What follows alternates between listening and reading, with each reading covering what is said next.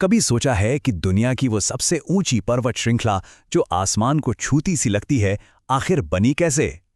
आज हम उसी शानदार हिमालय की कहानी में उतरेंगे, धरती के ताज की कहानी। ये बात हमें उस बहुत गहरे अतीत में ले जाती है जब आज का हिमालय बस एक कल्पना था। ये हमें याद दिलाता है कि हम एक ऐसी कहानी देखने जा रहे हैं जो लाखों करोड़ों साल पुरानी है। तो ये रहा हमारे आज के सफर का नक्शा। हम जानेंगे कि कैसे ये राजसी पहाड़ समुद्र के गर्भ से पैदा हुए। फिर ये भी देखेंगे कि ये क्यों अरबों लोगों के लिए एक तरह से जीवन रेखा हैं। यहाँ कौन से अनोखे जीव बसते हैं, इसकी आध्यात्मिक आत्मा कैसी है, और हाँ, आखिर में हम इस पर भी बात करेंगे कि आज वे किन गंभीर चुनौतियों का सामना कर रहे हैं। तो ये अविश्वसनीय कहानी आखिर शुरू कहाँ से होती है? चलिए पहले अध्याय में उतरते हैं, एक ऐसी पर्वत श्रृंखला जिसका जन्म महासागरों से हुआ। जरा कल्पना कीजिए, आज से लगभग 5 करोड़ साल पहले दो विशाल भूभाग, मतलब जमीन के दो बहुत बड़े टुकड़े, एक दूसरे की ओर बढ़ रहे थे। ये एक बहुत ही धीमी लेकिन जबरदस्त टक्कर थी जो लाखों सालों तक चली। भारतीय प्लेट का यूरेशियन प्लेट से महामिलन। और पता है, ये टकराव आज भी जारी है और इसी वजह से इस क्षेत्र में भूकंप आते रहते हैं। देखिए, ये समझना जरूरी है कि ये कोई एक दिन का धमाका नहीं था। इसे ऐसे सोचिए जैसे दो विशाल कालीनों को एक दूसरे की ओर धकेला जा रहा हो। तो क्या होगा? उनके बीच की जमीन मुड़कर ऊपर उठ जाएगी। ठीक वैसे ही समुद्र का तल धीरे धीरे मुड़कर आसमान की ओर उठता चला गया और पहाड़ बन गया। और यहाँ एक हैरान करने वाली बात है, अपनी इतनी पुरानी मौजूदगी के बावजूद हिमालय भूवैज्ञानिक रूप से पृथ्वी की सबसे युवा, मतलब नई पर्वत श्रृंखलाओं में से एक है। ये आज भी जिंदा है, मतलब हर साल कुछ मिलीमीटर आकाश की ओर और ऊंचे हो रहे हैं। और इसका सबसे आश्चर्यजनक सबूत क्या है? इन पहाड़ों की सबसे ऊंची चोटियों पर, जहां सांस लेना भी मुश्किल है, वहां प्राचीन समुद्री जीवों के जीवाश्म यानी फॉसिल्स मिलते हैं। ये इस बात का पक्का सबूत है कि ये विशाल शिखर कभी एक गहरे महासागर के तल पर थे। कमाल है ना? अच्छा, अब जब हम ये जान गए हैं कि ये बने कैसे, तो चलिए अब इन पहाड़ों के विशाल आकार और इनकी भव्यता को महसूस करते हैं। हिमालय लगभग 2400 किलोमीटर तक फैला हुआ है, मतलब भारत के एक छोर से दूसरे छोर जितनी दूरी। ये एशिया के आर पार एक प्राकृतिक किले की तरह खड़ा है। और ये विशाल श्रृंखला 5 देशों में फैली हुई है: भारत, नेपाल, भूटान, चीन यानी तिब्बत और पाकिस्तान। ये सिर्फ एक भौगोलिक सीमा ही नहीं, बल्कि एक गहरी सांस्कृतिक सीमा भी बनाती है। यहाँ 100 से भी ज्यादा चोटियां हैं जो 7000 मीटर से ज्यादा ऊंची हैं।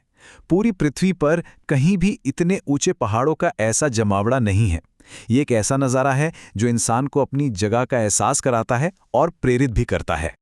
और इन सब में सबसे ऊंचा है माउंट एवरेस्ट, समुद्र तल से 8,848.86 मीटर की अविश्वसनीय ऊंचाई पर। इसे धरती का तीसरा ध्रुव भी कहते हैं, जहां हवा बहुत पतली है और सिर्फ सबसे साहसी लोग ही पहुंचने की हिम्मत कर पाते हैं। अब हिमालय की उस भूमिका को देखते हैं जो शायद हम सबको सबसे ज्यादा प्रभावित करती है, एशिया के वाटर टावर के रूप में इनकी भूमिका। ये एक बहुत ही सरल लेकिन शक्तिशाली चक्र है। पहाड़ों पर जमी बर्फ ग्लेशियर बन जाती है, जो धीरे धीरे पिघलकर नदियों को जन्म देती है। और यही नदियां खेती, पीने के पानी और बिजली के जरिए लगभग 1 अरब यानी 100 करोड़ लोगों को जीवन देती हैं। और ये सिर्फ पानी के स्रोत नहीं हैं। गंगा, यमुना और ब्रह्मपुत्र जैसी नदियां तो पवित्र जीवन रेखाएं हैं, जिन्हें सदियों से पूजा जाता रहा है और जो करोड़ों लोगों की संस्कृति और अस्तित्व का आधार हैं। लेकिन इन पहाड़ों में उनके दिए पानी से कहीं ज्यादा कुछ है। चलिए अब ढलानों से थोड़ा नीचे उतरते हैं और यहाँ छिपे जीवन की एक अनोखी दुनिया की खोज करते हैं। जैसे जैसे हम ऊपर चढ़ते हैं, हवा ठंडी होती जाती है और दुनिया पूरी तरह बदल जाती है। नीचे के घने हरे भरे जंगल धीरे धीरे फूलों से सजे खूबसूरत घास के मैदानों को रास्ता देते हैं और सबसे ऊपर पहुंचने पर एक बर्फीला ठंडा रेगिस्तान मिलता है। और इसी अविश्वसनीय इकोसिस्टम में कुछ दुर्लभ और शानदार जीव रहते हैं, जैसे हिम तेंदुआ, जिसे पहाड़ों का भूत भी कहते हैं, या फिर रंगीन मोनाल। हर एक जीव इस कठोर वातावरण में जीने के लिए पूरी तरह से ढल चुका है। पर हिमालय की कहानी सिर्फ भूगोल और जीव विज्ञान की नहीं है, ये आत्मा की भी कहानी है।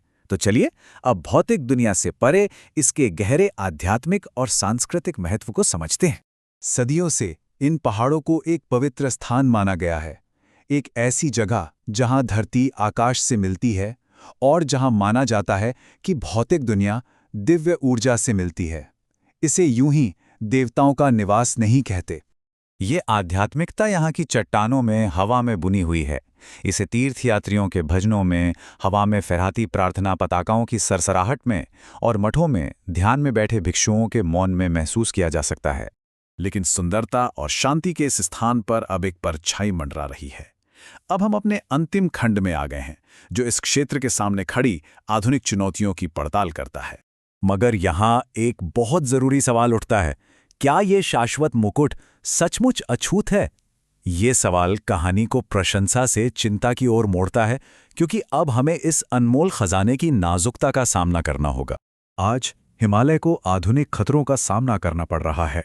ग्लेशियर खतरनाक दर से पिघल रहे हैं, भूस्खलन और बाढ़ जैसी आपदाएं बढ़ गई हैं और जंगलों की कटाई हो रही है। ये सब न सिर्फ इस नाजुक इकोसिस्टम को, बल्कि इस पर निर्भर करोड़ों लोगों की जीवन को भी खतरे में डाल रहा है। अंत में हिमालय सिर्फ पहाड़ नहीं है, वो एक आईना है जो हमारे ग्रह की सुंदरता और उसकी नाजुकता दोनों को एक साथ दिखाते हैं। वे प्रकृति की भव्यता और रहस्य की एक ऐसी याद दिलाते हैं जो समय से परे है, और साथ ही हमें हमारी जिम्मेदारी का एहसास भी कराते हैं कि बहुत देर होने से पहले हमें इसकी रक्षा करनी होगी।